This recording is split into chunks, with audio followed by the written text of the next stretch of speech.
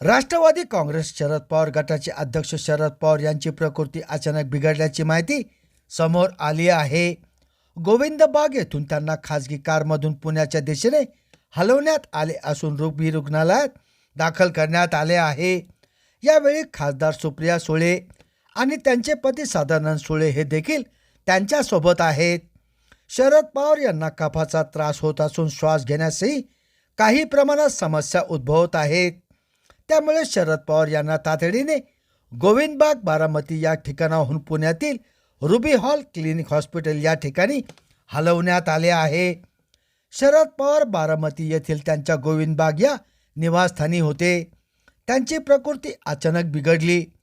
त्यांचा घसा दुखतो आहे, तसेच कफाचाही त्रास जाणवतो आहे. त्यामुळे त्यांना श्वास घ्यायला काही प्रमाणात त्रास होतो आहे. त्यांची प्रकृती जास्तच बिघडल्याने त्यांना तातडीने पुण्यातल्या रुबी हॉल क्लिनिक रुग्णालयात दाखल करण्यात आले आहे. शरद पवार यांचे पुतणे श्रीनिवास पवार यांनी सांगितले, शरद पवार यांना होणारा कफाचा त्रास रविवारी रात्रीपासून वाढला, त्यामुळेच त्यांना रुग्णालयात दाखल करण्यात आले आहे.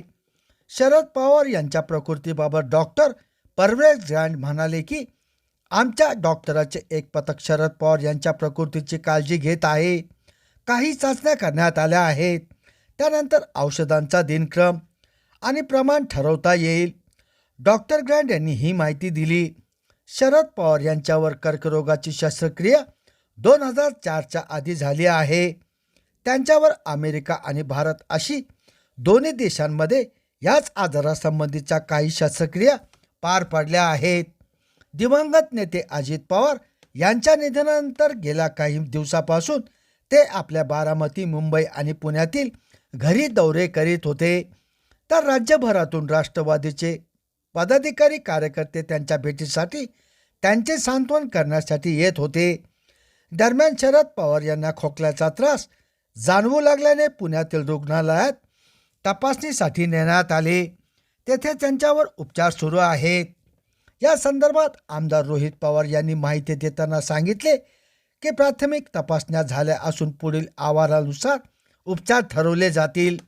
जबाबदारी म्हणून पवार साहेबांना किमान 1 ते 2 दिवस रुग्णालयात ठेवण्याची शक्यता आहे. रोहित पवार यांनी राष्ट्रवादी शरद पवार गटाचे नेते आणि कार्यकर्त्यांना खास आवाहन केले आहे की कोणीही पुण्यात भेटीसाठी येऊ नये. रुग्णालयाचे नियम पाळणे आणि इतर रुग्णांची गैरसोय टाळणे महत्त्वाचे असल्याचे त्यांनी स्पष्ट केले. दरम्यान उपचार पुण्यातच होतील की पुढे मुंबईला हलवण्यात येईल, याबाबतचा निर्णय वैद्यकीय अहवाल आल्यानंतरच घेतला जाणार असल्याचे त्यांनी यावेळी सांगितले आहे. संभाजीनगर समाचार न्यूज चॅनलसाठी सुनील टाक.